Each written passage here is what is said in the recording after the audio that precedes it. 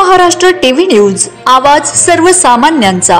Breaking news. Dondaicha येथील रावलगडीवर विजयी झेंडा। दोंडाईचा नगराध्यक्षपदी आईसाहेब नयनकुवर रावल बिनविरोध।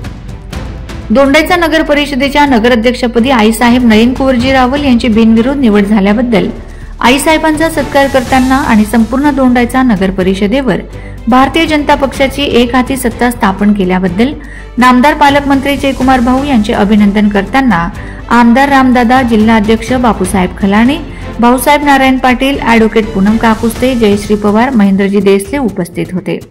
वंदे महाराष्ट्र टीव्ही मीडिया मुख्य संपादक छगन कोळेकर, साक्री।